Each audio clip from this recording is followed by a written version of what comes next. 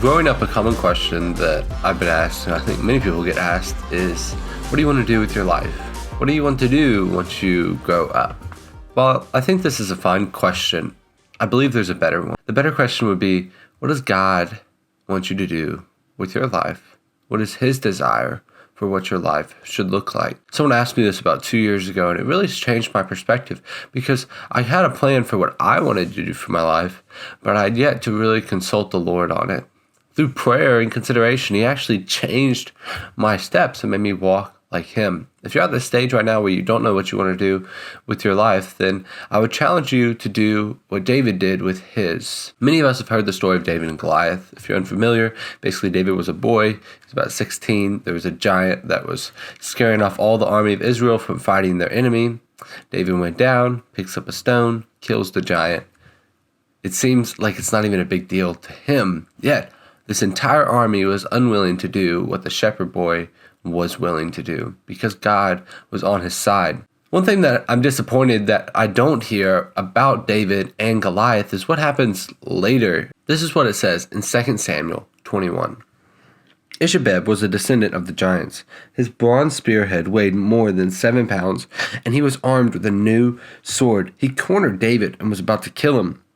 But Ashamai, son of Zerachah, came to David, rescued and killed the Philistine. Then David's men declared, "You are not going out to battle with us again. Why risk setting out the light of Israel?" So what happens here? David's in a corner. He's about to be killed by a giant, and one of his men come and slay it. We see in the book of Chronicles, also in the book of Samuel, that his men, David's men, started slaying giants. And what was formerly an entire chapter of scripture that we tell in Sunday school classes for generation, it becomes a verse. Slaying giants goes to this thing to be celebrated to something that is expected. Now, what does this have to do with you? My challenge for you is that you would do something in your life that really scares you, that makes it seem like, man, I could never accomplish this task. A great way to come up with a task like that is by asking yourself, if you knew you couldn't fail and God was on your side, what would you do? And don't come up with some little thing that you think you could do with your life. Like, truly ask the question, what is impossible for me to do without God? It'd be impossible for a small man to slay a giant. But in 2 Samuel 22:22, it says, "These Philistines were descendants of the giants of Gath, but David and his warriors killed them all."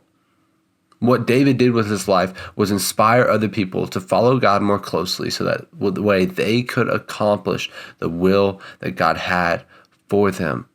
I hope and pray that you live your life in a way that you're facing giants that scare you, but you do it in a way that's inspiring others to follow God more closely so that slaying giants in your world goes from a chapter to a verse. If you're just joining me for the first time, then my name's Logan, and this year I'm reading through the Bible with you in hopes that we can grow our love of Jesus together. I believe the Bible is God's love letter to you, and the fact that we neglect to read it is heartbreaking.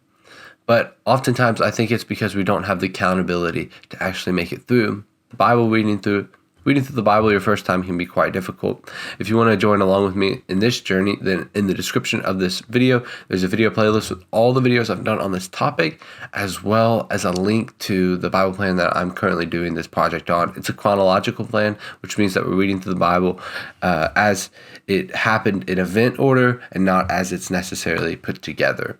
So if that sounds like interest in you, then be sure to subscribe, and I'll see you back here tomorrow as we continue to read through scripture together.